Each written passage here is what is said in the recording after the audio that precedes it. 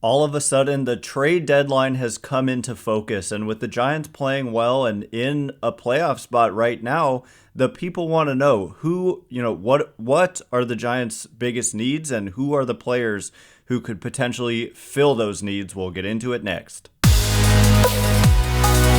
You are Locked On Giants, your daily San Francisco Giants podcast, part of the Locked On Podcast Network, your team every day.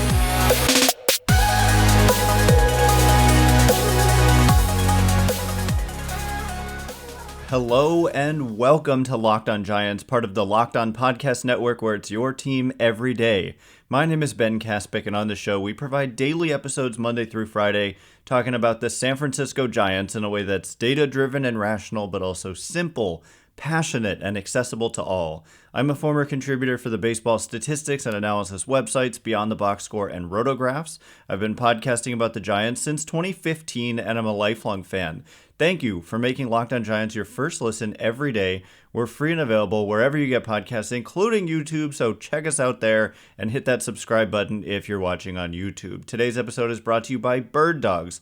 Go to birddogs.com/lockedonmlb and they'll throw in a free custom Bird Dogs Yeti-style tumbler with every order. And coming up on today's show, it's a mailbag edition of the show, and we're going to get into a lot of different topics, but the trade deadline has suddenly come into view. Like, all of a sudden, it's mid-June, and the trade deadline is a month and a half away, and so it really is time to start thinking about, at this point, you kind of have a good sense of what your team is, and what their strengths are, and what their weaknesses are, and for the Giants, the people want to know. Okay, so let's just jump right into the questions. SF Giants Jake asks, if you had to choose one, would you rather add an impact bat or a top of the rotation starter like Marcus Stroman, Shane Bieber, or Dylan Cease? And, there's a lot of questions related to this, so I'm just going to kind of jump through them more quickly than usual. Sometimes I spend too long on each question, but just to straight up answer the question, I think right now that the Giants position player roster is pretty darn full and good. Like I've mentioned just in the last couple days on the podcast and on Twitter, their position player group is third best in the National League, according to Fangraphs wins above replacement, which factors in offense, base running, and defense. And the only teams ahead of them in the National League are the Dodgers and the Braves. And so I think that what this team needs more is a starter. Like right now, they basically have three starters. Despite all the depth they had before the season, it's Webb, Cobb, and DeSclafani right now. And otherwise, you've got injured players and you've got players who performed so poorly that they moved to the bullpen. So yeah, definitely the starter for me at this moment in time. It could change. It definitely could change if Kyle Harrison comes up and establishes himself, and if Alex Wood comes back and is good, if Sean Manaea earns the right to go back into the rotation and keeps up what he's been doing in the bullpen. But yeah, as of right now, for me, definitely a top starting pitcher would make more of an impact for this team. Darius asks, with starting pitching being of significant need for the Giants, what possible targets could you see as a good fit for the Giants? Darius personally likes Shane Bieber or Lucas Giolito. So I think all the names that have been mentioned here, like SF Giants Jake says Stroman, Bieber, and Cease, and then you mentioned Bieber as well, and Lucas Giolito. So I haven't taken the time, just to be perfectly clear, to look through each and every team's, I have not pinpointed targets to a specific degree. I know, Andrew Baggerly wrote a piece about Marcus Stroman and how I honestly thought that was a great call. I do think Marcus Stroman makes a lot of sense. I know that the Giants pursued Marcus Stroman when he was a free agent, and he had glowing things to say about the Giants and their front office and their future. He can opt out after this season. And if he doesn't opt out, he's got a $21 million contract guaranteed for 2024. I don't know if there's a buyout. There's not a buyout on an opt out. So yeah, no, it would just be and he's having such a good year that he would be likely to opt out.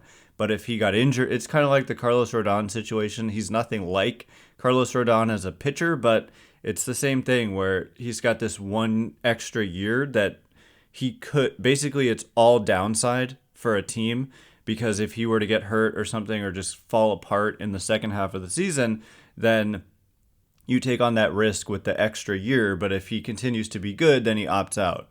And so I don't know. I just think he does make a lot of sense as a target. And then in terms of Shane Bieber, I think the Guardians are going to do what they can to compete. But, I'm trying to see his arbitration status. Yeah, I mean, this would be a good time for them to cash in on Shane Bieber. I'm talking about from the Guardians' perspective, given that this is his second to last year of team control. Next year is his last year.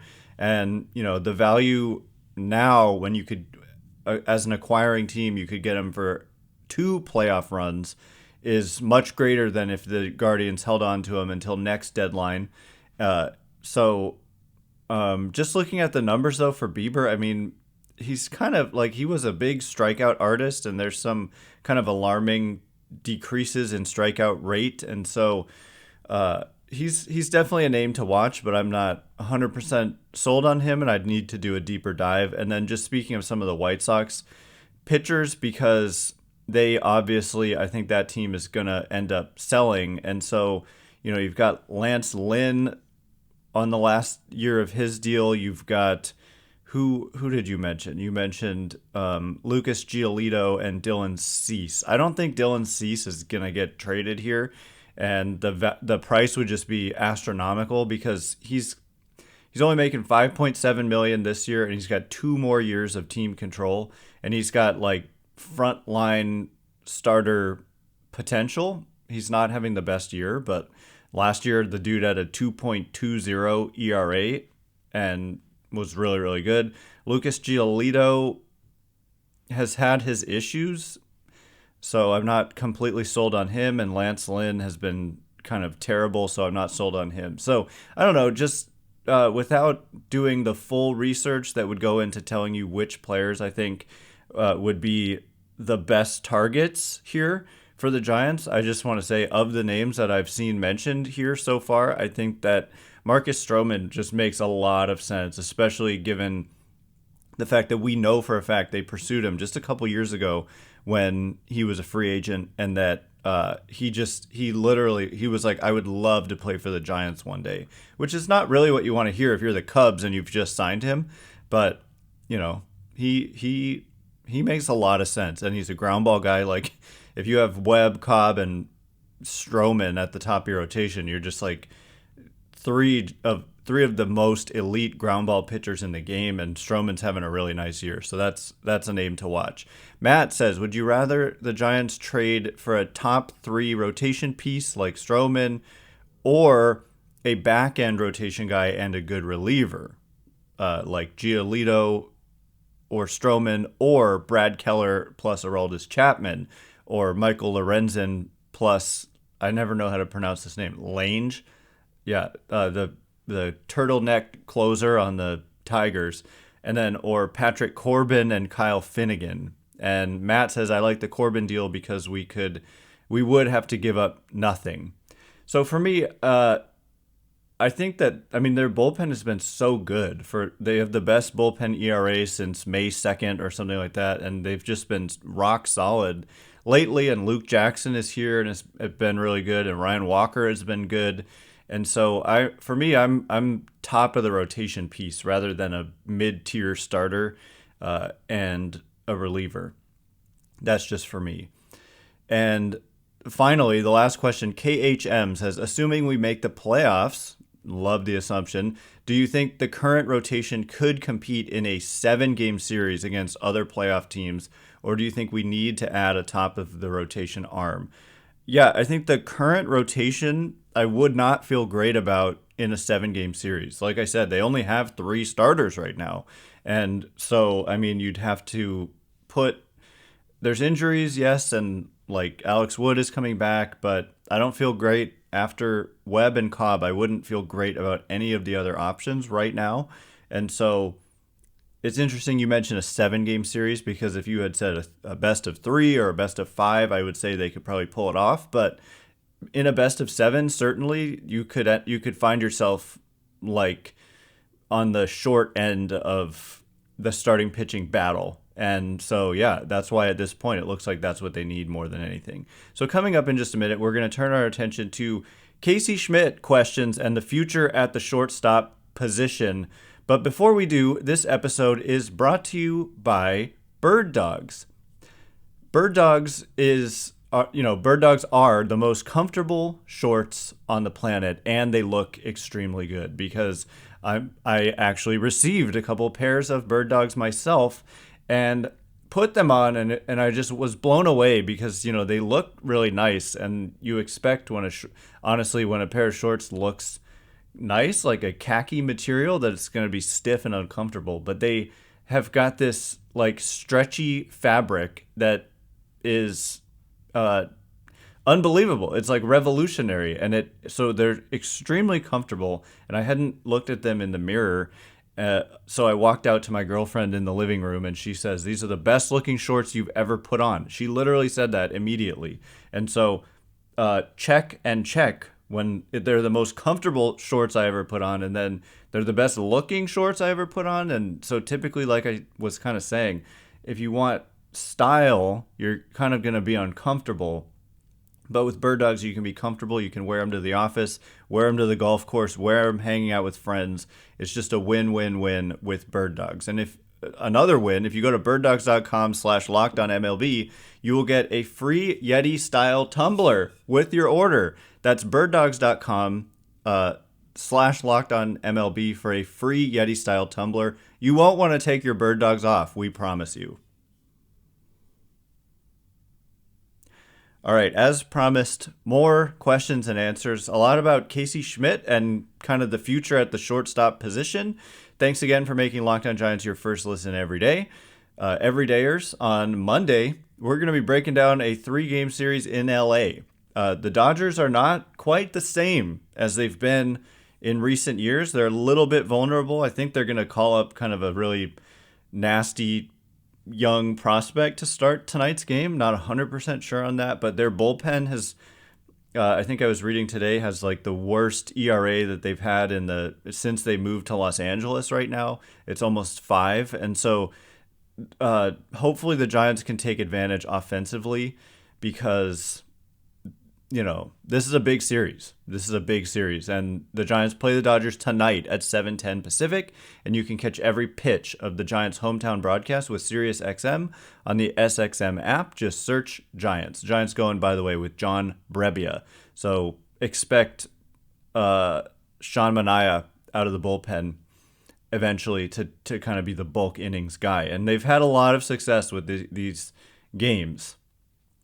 Anyway, the next round of questions is kind of about Casey Schmitt and the shortstop position. And the first question coming from Sebastian, who says, assuming Schmitt may be the future shortstop, assuming that maybe the Giants are willing to extend J.D. Davis and Thairo Estrada, and assuming Luis Matos will stick in center for years to come, where does Luciano fit exactly? Does that make him a trade piece for a top tier arm? So I guess this isn't exactly a question about Schmitt, but it's about, let's assume Casey Schmitt is the future shortstop, which, more questions later on we'll get to whether or not I think that's true. And I just want to mention J.D. Davis has another year of team control, and Thairo Estrada has 3 additional years of team control. So they don't really have to extend Thairo Estrada at this point. I think these guys are extension candidates, though, especially J.D. Davis with only 1 year left. The dude has been rock solid, and he's from the area. I know he grew up a Dodgers fan, but yeah, I like the assumption of extending J.D. Davis there. But Thairo, he's not going anywhere for the foreseeable future. But basically, Luciano, a lot of scouts expect that eventually he would be a corner outfielder. And so there's no issue there, I don't think. And like if Schmidt did take over that shortstop role and become good at it, and Luciano would never, I don't think, play second base, so Tyro doesn't really come into play. JD Davis, he could be like a full-time DH if Jock Peterson's only on a 1-year deal, but JD Davis's defense has been good enough to justify him being an everyday third baseman. So Luciano could play corner outfield is essentially the answer that I'm going to give you there. Although, he could be a trade piece for a top-tier arm, but he's got such a high ceiling that I'm not sure. Like, if you're getting like a Marcus Stroman, I just think a Luciano is worth more than a rental of Marcus Stroman, essentially. Like, because he's having the year he's having, he's probably going to opt out. And so Luciano would be too much to give up there. Next question from Zach, who says, Casey Schmitt has been struggling lately. Do we think they are going to let him figure it out at the majors, or do we think they may send him down to AAA to get more consistent at bats? So I'm at the point where I'm kind of like in a holding pattern on this question. The thing that he does is he provides good defense and like is able to give guys a break. And for example, JD Davis right now is banged up, and you can just kind of put Schmidt in the lineup and have him play his good defense and hit him towards the bottom of the lineup and try to figure it out on the fly. But, if he just continues, that's the thing, is like he'll struggle, he'll chase, he'll swing and miss out of the zone. But then if you leave a pitch in the zone, he pretty somewhat consistently enough like does something with it. And so I'm not at the point yet where I'm just thinking, okay, he needs to be sent down. But if with more plate appearances, if there's just this huge tendency to be vulnerable to chasing just way too much, then it's a possibility that sending him down to give him consistent at-bats to work on being more disciplined is definitely a possibility. But I'm not there yet, but it definitely could happen at some point. Mike Yastrzemski, enjoyer, says, not calling for him to be sent down or anything, but how much wiggle room does Casey Schmitt have? I imagine if he keeps not walking and his batting average continues to cool off, the Giants would have to make a tough decision at some point. Yeah, this is basically the same question. And I agree with you. Yeah, his walk rate, it's very rare to see someone with a walk rate under 1%, and his is under 1%. So it's not just about walking, it's just about the bat quality too. Like, because, I mean, he's got to chase less. And there was an article, I didn't read it yet, but about it's a tough battle. Like sometimes, okay, you get the mindset, I'm not going to chase, but then you end up being too passive where you're like just choosing not to swing kind of in advance maybe, or at least you're just so determined not to chase that you end up taking strikes that you should be swinging at. And so it's tough. And that's what he's working on. But like I said, like if he was a bad defender, it would be kind of a no-brainer. So just send him out and work on stuff. But the fact that he's so good and versatile defensively, that you can kind of live with the offense, I think. And especially with JD Davis banged up. So yeah, basically the same answer there. Funky Dunsey says, assuming Crawford won't be extended, is the combination of Schmidt and Estrada a solution for the shortstop position for the next couple of seasons, or do the Giants need to trade for someone or sign a free agent?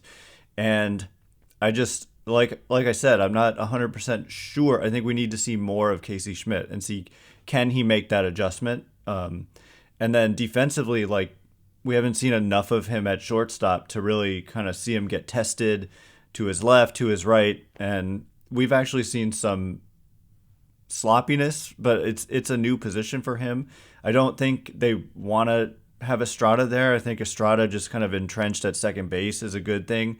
The sad reality is there aren't a lot of shortstop options in free agency. And so I think they've got some guys in the minors like Tyler Fitzgerald, and then Marco Luciano is coming too. So maybe in-house, but they're going to continue to give Schmidt this audition. So coming up in just a minute, we're going to turn our attention to questions about Kyle Harrison and also the great Shohei Ohtani, and if the Giants should either trade for him or go all in for him when he reaches free agency this upcoming offseason. So we'll get into that in just a minute. But before we do, this episode is brought to you by FanDuel. Make your way to FanDuel right now because new customers get a no-sweat first bet up to $2,500. That's $2,500 back in bonus bets if your first bet doesn't win. What I love about FanDuel is the safe and secure app, first and foremost. You never want to be messing around with some betting site that you don't trust. But FanDuel, safe and secure app, and you get paid instantly. And I was just kind of browsing through today, and I noticed that the Giants' odds of winning the World Series. There was somebody on Twitter keeps asking me about these odds that they're seeing for World Series odds. And for the Giants, they're at plus 5,000. Which is implied odds of 2%. And I'll just say that according to Fangraphs, which is kind of conservative here, the Giants' World Series winning odds are 3.4%. And so, it's not double, but it's higher than what FanDuel is offering here. And so I would make, if I felt like it, a bet on the Giants to win the World Series at plus 5,000. I do think at the deadline they're going to kind of aggressively go out and try to get somebody because they're highly motivated to make the playoffs. And I think that this team is underrated. Like I said, they're only behind the Dodgers and the Braves in terms of wins above replacement by their position players. The bullpen has been great. And if you add a big starting pitcher, then what weakness do you really have? So that's what I'm looking at today. There's no better place to bet all the playoff action than America's #1 sports book. Visit FanDuel.com/LockedOn to get a no-sweat first bet up to $2,500. That's FanDuel.com/LockedOn. FanDuel, official sports betting partner of the NBA.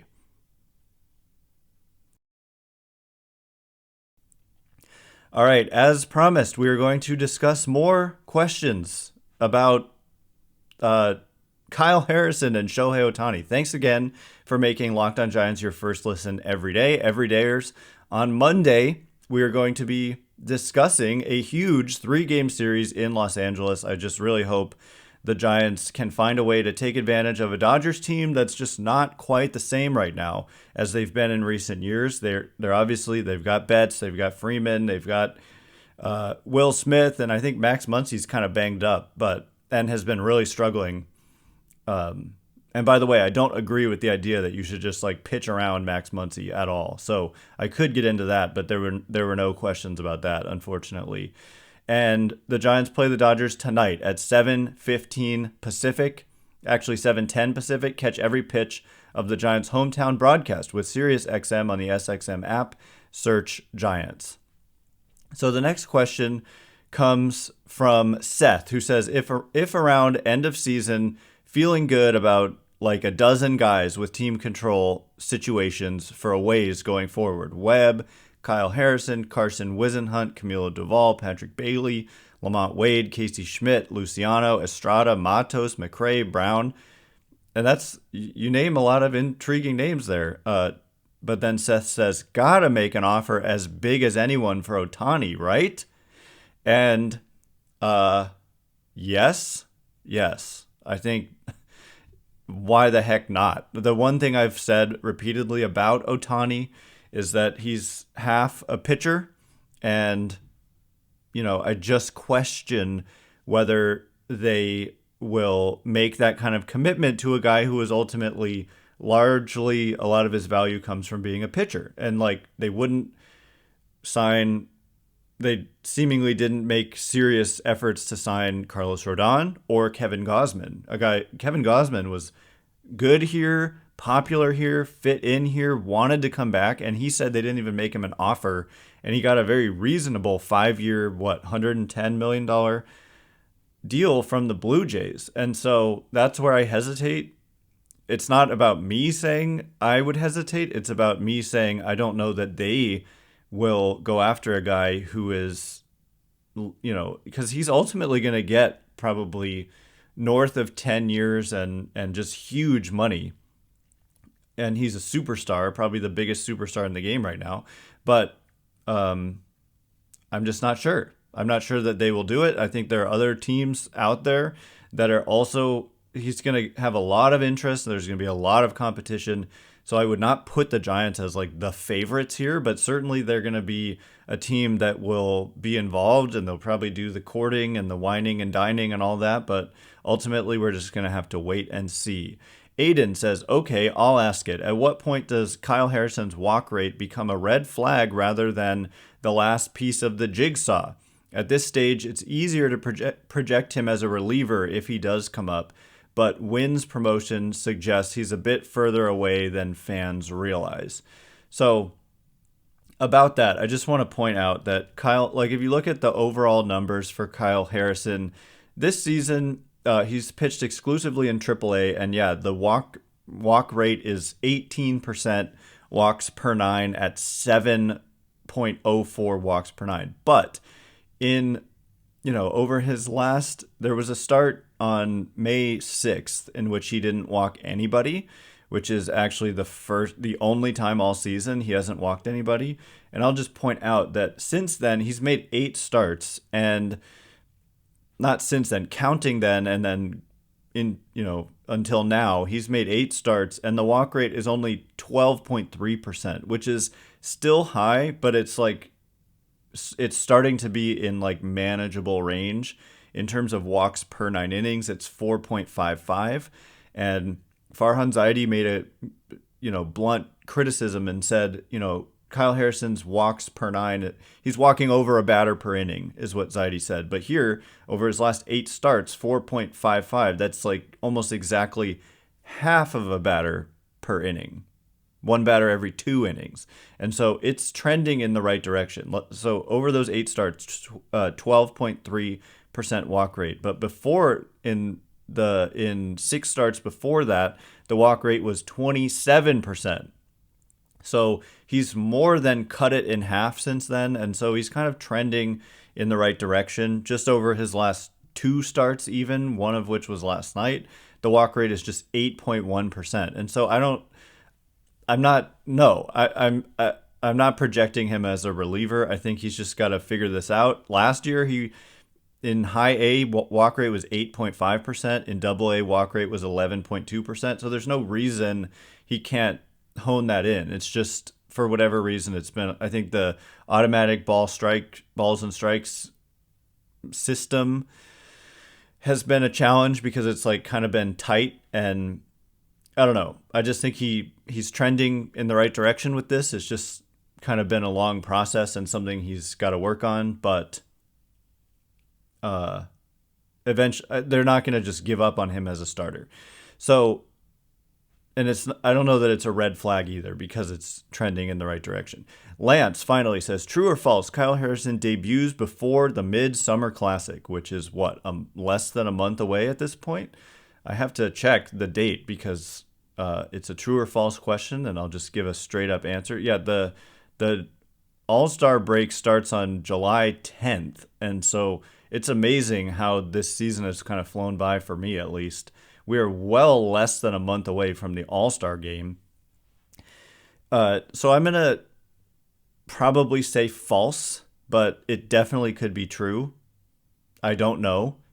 It just kind of start to start. I think the last few starts have, he pitched 5 complete innings, I think, for the first time last night, and that was a big milestone.